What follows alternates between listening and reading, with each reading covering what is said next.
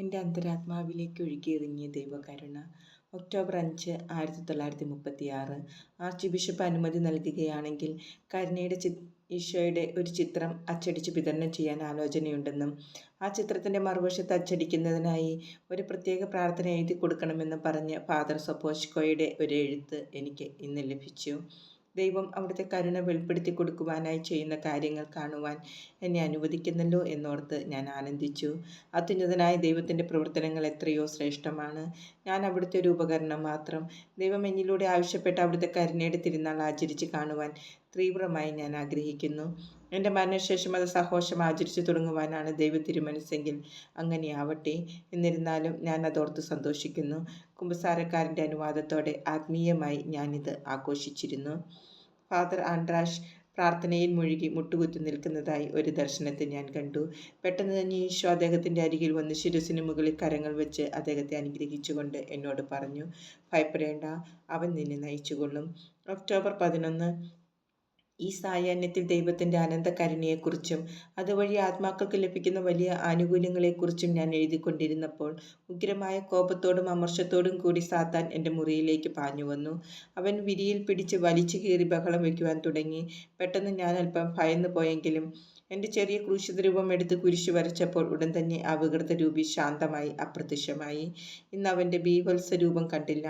അവൻ്റെ അരിശം മാത്രമേ ഞാൻ അനുഭവിച്ചുള്ളൂ. സാത്താൻ്റെ രോഷം വളരെ ശക്തമായിരുന്നെങ്കിലും വിരികൾക്ക് കേടുകളൊന്നും സംഭവിച്ചില്ല. ഞാൻ ശാന്തമായി എൻ്റെ ജോലി തുടർന്നു. ദൈവം അനുവദിക്കാതെ ആ ദുഷ്ടൻ എന്നെ തൊടുവാൻ സാധിക്കുകയില്ല എന്നെനിക്കറിയാം. അല്ലെങ്കിൽ തന്നെ അവൻ ആരാണ്? വളരെയധികം കോപത്തോടും വെറുപ്പോടും കൂടി എന്നെ ആക്രമിക്കാൻ തുടങ്ങിയെങ്കിലും എൻ്റെ ആന്തരിക സമാധാനം ഒരു നിമിഷത്തേക്ക് പോലും ഭഞ്ജിക്കുവാൻ അവന് സാധിച്ചില്ല. ഈ ആത്മസംയമനം അവനെ വളരെയേറെ രോഷാകുലനാക്കി.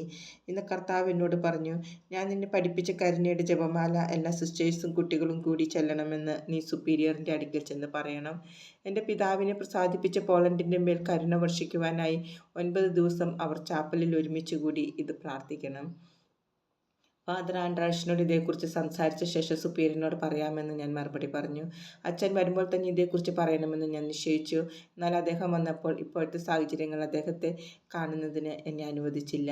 എന്നാൽ സാഹചര്യങ്ങൾ ശ്രദ്ധിക്കാതെ അദ്ദേഹത്തെ കണ്ട് കാര്യങ്ങൾ തീർച്ചപ്പെടുത്തേണ്ടതായിരുന്നു. അതിനു പകരം ഞാൻ ഇങ്ങനെ ചിന്തിച്ചു, കൊള്ളാം, അടുത്ത പ്രാവശ്യം വരുമ്പോൾ ചെയ്യാം. ഓ, അങ്ങനെ ചെയ്തത് ദൈവത്തെ എത്രമാത്രം അപ്രീതിപ്പെടുത്തി. അനസ്യൂതം എന്നോടൊപ്പം ഉണ്ടായിരുന്ന അവിടുത്തെ വലിയ സാന്നിധ്യം എന്നെ പൂർണ്ണമായും വിട്ടുപോയി. പകരം കടുത്ത അന്ധകാരം എൻ്റെ ആത്മാവിൽ നിറഞ്ഞു. ഞാൻ പ്രസാദപരാവസ്ഥയിലാണോ എന്ന് പോലും അറിയുവാൻ സാധിക്കാത്ത വിധം അത്ര കഠോരമായിരുന്നു എൻ്റെ സ്ഥിതി. അതുകൊണ്ട് 4 ദിവസം ഞാൻ വിശുദ്ധ കുർബാന സ്വീകരിച്ചില്ല. അതിനുശേഷം ഫാദർ ആൻഡ്രാഷിനെ കണ്ടപ്പോൾ എല്ലാ കാര്യങ്ങളും അദ്ദേഹത്തോട് പറഞ്ഞു. അദ്ദേഹം എന്നെ ആശ്വസിപ്പിച്ചുകൊണ്ട് പറഞ്ഞു, നിനക്ക് പ്രസാദപരം നഷ്ടമായിട്ടില്ല. അതേസമയം അവിടുത്തോട് വിശ്വസ്തയായിരിക്കണം. ഞാൻ കുംസാരക്കൂട്ടിൽ നിന്ന് പുറത്തു വന്നപ്പോഴേ പഴയതുപോലെ ദൈവിക സാന്നിധ്യത്താൽ ഞാൻ വീണ്ടും ആവരണം ചെയ്യപ്പെട്ടു. ദൈവകൃപ അവിടുന്ന് അയക്കുന്ന അതേ വിധത്തിൽ അവിടുന്ന് ആഗ്രഹിക്കുന്നത് പോലെ നാം സ്വീകരിക്കണമെന്ന് എനിക്ക് മനസ്സിലായി. അവിടുന്ന് ഏത് രൂപത്തിൽ അയക്കുന്നുവോ അതേ രൂപത്തിൽ തന്നെ ഒരുവൻ സ്വീകരിക്കണം. ഓ എൻ്റെ ഈശോയെ, ഏറ്റവും ചെറിയ കാര്യത്തെ പോലും അവിടുത്തെ കൃപയോട് പൂർണ്ണമായും ഞാൻ വിശ്വസ്തയായിരിക്കുമെന്ന് അവിടുത്തെ കൃപയിലും കരുണയിലും ആശ്രയിച്ചുകൊണ്ട് ഞാൻ ദൃഢമായി നിത്യമായി പ്രതിജ്ഞ ചെയ്യുന്നു. രാത്രി മുഴുവനും ഞാൻ വിശുദ്ധ കുർബാന സ്വീകരണത്തിനായി ഒരുങ്ങി. വേദന കാരണം എനിക്ക് ഉറങ്ങുവാൻ സാധിച്ചില്ല. എൻ്റെ ആത്മാവ് സ്നേഹത്താലും അനുതാപത്താലും നിറഞ്ഞു കവിഞ്ഞു. വിശുദ്ധ കുർബാന സ്വീകരിച്ചു കഴിഞ്ഞപ്പോൾ ഈ സ്വരം എൻ്റെ ആത്മാവിൽ ശ്രവിച്ചു. നീ നിന്നെ തന്നെ എന്താണെന്ന് കാണുക, എന്നാൽ അതിൽ ഭയപ്പെടേണ്ട. നിന്റെ ദുരവസ്ഥ പൂർണ്ണമായും ഞാൻ വെളിപ്പെടുത്തി തന്നാൽ അതിൻ്റെ ഭീകരതയിൽ നീ മരിക്കും. എന്നാൽ നീ നിന്നെ തന്നെ എന്താണെന്ന് ഓർമ്മ വേണം. നീ അത്രമാത്രം ആയതുകൊണ്ടാണ് എൻ്റെ കരുണാസാഗരം നിനക്കായി തുറന്നു തന്നത്. നിന്നെപ്പോലെയുള്ള ആത്മാക്കളെയാണ് ഞാൻ ആഗ്രഹിക്കുകയും അന്വേഷിക്കുകയും ചെയ്യുന്നത്. എന്നാൽ അവ എണ്ണത്തിൽ വളരെ കുറവാണ്. നിനക്കെന്നിലുള്ള വലിയ ശരണം കൃപയ്ക്കുമേൽ കൃപ നിന്നിലേക്ക് ഒഴുക്കുവാൻ എന്നെ നിർബന്ധിക്കുകയാണ്. നീ പരിപൂർണ ശരണത്തിൻ്റെ പുത്രിയായതുകൊണ്ട് നിനക്കെൻ്റെ ഹൃദയത്തിന്മേൽ വളരെ ഉന്നതവും അപ്രതിരോധ്യവുമായ ശക്തിയുണ്ട്. ഈ ലോകത്തിൽ വെച്ച് തന്നെ എനിക്ക് നിന്നോടുള്ള അത്യഗാധമായ സ്നേഹം അതിൻ്റെ മുഴുവൻ അളവിലും ഞാൻ പ്രകടിപ്പിച്ചാൽ അത് വഹിക്കുവാൻ നീ പ്രാപ്തയായിരിക്കുകയില്ല. നിനക്കതിൻ്റെ മങ്ങിയൊരു ദർശനം മാത്രമേ ഞാൻ ഇടയ്ക്ക് നൽകാറുള്ളൂ. അത് തന്നെയും ഞാൻ വളരെ അപൂർവമായി മാത്രം അനുവദിക്കുന്ന ഒരു കൃപയാണ്. എൻ്റെ സ്നേഹത്തിനും കരുണയ്ക്കും അതിരുകളില്ല.